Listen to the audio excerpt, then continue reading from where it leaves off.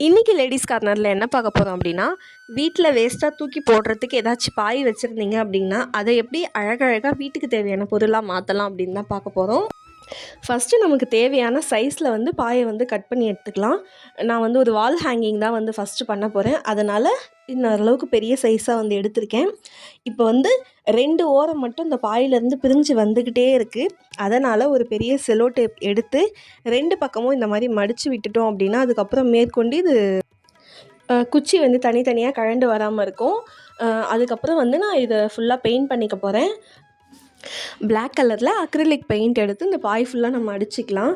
இது வந்து ஈஸியான வேலையாக தெரிஞ்சாலும் இந்த பாயில் வந்து பெயிண்ட் அடிக்கிறது கொஞ்சம் கஷ்டமாக தான் இருக்குது. ஏன் அப்படின்னா, இந்த பாயோட அந்த கேப்லலாம் வந்து பெயிண்ட்டு ஃபுல்லாக அடிக்க முடியல. கொஞ்சம் கஷ்டமாக இருந்தது, கொஞ்சம் டைம் எடுத்தது.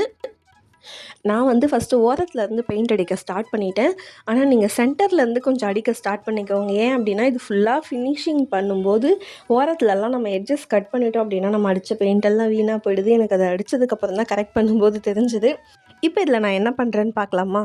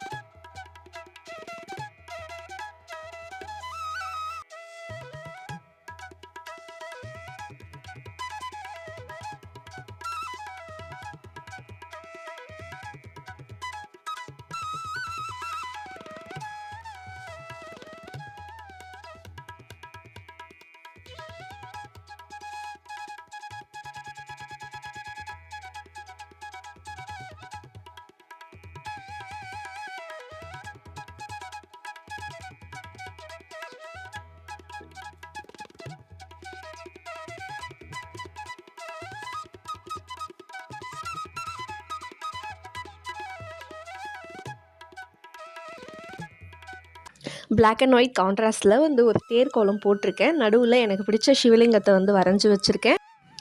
இப்போ வந்து 2 பக்கமுமே ஈவனாக வந்து சைட்ஸ் வந்து கட் பண்ணிட்டேன். இப்போ வந்து நம்ம 4 பக்கமுமே வந்து ஒயிட் கலரில் சாட்டின் ரிப்பன் வந்து நம்ம ஒட்ட போகிறோம். ஃபஸ்ட்டு இந்த 2 பக்கத்துலேயுமே நம்ம க்ளூ தடவி நல்லா ஒட்டிக்கலாம். ஒட்டி முடிச்சதுக்கப்புறம் கீழே நம்ம ஈவனாக மேலேயும் கீழேயும் வந்து சைஸஸ் வந்து கட் பண்ணிவிட்டு, அதுக்கப்புறம் 2 சைட்ஸ்லையுமே வந்து இதை நம்ம ஒட்டிட்டு லாஸ்ட்டில் 4 பக்கமுமே வந்து நம்ம செல்லோ டேப் போட்டு கவர் பண்ணிக்கலாம். அப்போ தான் வந்து இந்த ரிப்பன் கழண்டு வராது. ப்ளஸ் அந்த பாயோட 2 பக்கமுமே நமக்கு பிரிஞ்சு வராமல் இருக்கணுன்றதுக்காக 4 பக்கமுமே வந்து நான் சேர்த்தே போட்டுட்டேன். பிளாக் பேக்ரவுண்டுன்றதுனால நான் ஒயிட் கலர் சாட்டின் ரிப்பன் வந்து எடுத்திருக்கேன். நம்ம எவ்வளோ தான் கடையில் வால் ஹேங்கிங் வாங்கி மாட்டினாலும் நம்ம கையால் செஞ்சு மாட்டுற ஒரு திருப்தி வந்து நமக்கு வராது. அதுலேயும் வந்து ஒரு கோலெல்லாம் போட்டு ரொம்ப ட்ரெடிஷ்னலாக நம்ம அழகாக மாட்டும்போது நமக்கு ரொம்பவே சந்தோஷமாக இருக்கும். மேற்கொண்டு இது டஸ்ட் ஆகாமல் நம்ம மெயின்டைன் பண்ணணும் அப்படின்னா, இதை வந்து ஏதாச்சும் ஒரு கவர் நல்லா டிரான்ஸ்பரண்ட்டான ஒரு கவரில் போட்டு மாட்டியோ இல்லை அதை ஒட்டியோ நீங்கள் அந்த மாதிரி கூட மாட்டி வச்சுக்கலாம். அதுக்கப்புறமா இது தாங்குகிற அளவுக்கு ஏதாச்சும் ஒரு நூல் எடுத்து மேலே மாட்டி நல்லா நீங்கள் செல்லோ டேப் போட்டு ஒட்டுட்டீங்க அப்படின்னா நம்மளோட வால் ஹேங்கிங் ரெடி ஆகிடும். 2வது இந்த பாயை வச்சு என்ன கிராஃப்ட் செய்யலான்னு பார்க்கலாம். அதுக்கு நான் இந்த சைஸ் அளவுக்கு வந்து பாயை வந்து கட் பண்ணி எடுத்திருக்கேன். அதுக்கப்புறம் வேஸ்ட்டாக தூக்கி போடுற ஏதாவது ஒரு அட்டைப்பெட்டி இருந்தால் எடுத்துக்கோங்க. என்கிட்ட வந்து ஒரு வாட்டர் பாட்டில் அட்டை இருந்தது. அது வந்து தேவையான அளவுக்கு நான் வந்து கட் பண்ணி எடுத்திருக்கேன். கட் பண்ணி வச்ச பாயை அந்த அட்டைப்பெட்டி மேலே வச்சு ஒரு நைஃப் வச்சோ இல்லை பிளேடு வச்சோ நீங்கள் இந்த மாதிரி சமமாக வந்து கட் பண்ணி எடுத்துக்கலாம். இப்போ நம்ம பண்ணுற கிராஃப்ட்டுக்கு நம்ம பாய்க்கு எந்த வித கலருமே வந்து அப்ளை பண்ண போகிறது கிடையாது. அந்த பாயோட கலரே ரொம்ப அழகாக இருக்குன்றதுனால நான் அப்படியே விட்டுடுறேன். இதை வந்து அந்த அட்டைப்பெட்டியில் வந்து இதை வந்து சுற்றிட்டு அதோட பேக் சைடில் வந்து ஒரு செல்லோ டேப் வந்து நம்ம போட்டு ஒட்டிட்டோம் அப்படின்னா இந்த பாய் வந்து நல்லா ஸ்டிப்பாக நின்றுக்கும்.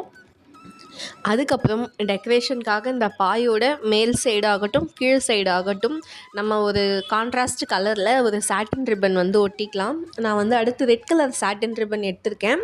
ஸோ 2 பக்கமுமே வந்து நம்ம பசை தடவிட்டு இதை வந்து நம்ம நல்லா ஒட்டி எடுத்துக்கலாம். இது ஒட்டி முடித்ததுக்கப்புறம் அட்டைப்பெட்டியோட உள்பக்கம் வந்து ஒயிட் கலரில் இருக்கும். நம்ம அப்படியே வேணுனாலும் விட்டுடலாம். இல்லைனா அதையும் வந்து நீங்கள் இதுக்கு ஏற்ற மாதிரி ஏதாச்சும் ஒரு கலர் பண்ணிக்கலாம். இதை வந்து நீங்கள் பின் ஹோல்டராக யூஸ் பண்ணலாம், ஸ்பூன்லாம் போட்டு வைக்கலாம், ஃப்ளவர் வாஸாக யூஸ் பண்ணலாம். எப்படி வேணால் நம்ம எடுக்கிற அட்டைப்பெட்டியோட சைஸுக்கு ஏற்ற மாதிரி நம்ம யூஸ் பண்ணிக்கலாம். ஸோ எனக்கு வந்து இந்த சைஸில் வீட்டில் இல்லை அப்படின்றதுனால நான் வந்து இந்த சைஸில் தான் வந்து இன்றைக்கி எடுத்திருக்கேன். இப்போ இதுக்கு நடுவில் ஒரு ஆர்டிஃபிஷியல் ஃப்ளவர் வந்து வச்சு ஒட்டிட்டோம் அப்படின்னா ரொம்ப சிம்பிளி சூப்பராக நமக்கு வந்து வேஸ்ட்டு பாயை வச்சு ஒரு அழகான ஒரு பென் ஸ்டாண்ட் வந்து நம்ம பண்ணிக்கலாம். நீங்களும் கண்டிப்பாக ட்ரை பண்ணி பாருங்கள். இந்த வீடியோ உங்களுக்கு பிடிச்சிருந்தா லைக் பண்ணுங்கள், சப்ஸ்கிரைப் பண்ணுங்கள், உங்களுக்கு பிடிச்சவங்களுக்கு ஷேர் பண்ணுங்கள். அடுத்த வீடியோவில் பார்க்கலாம். டட்டா.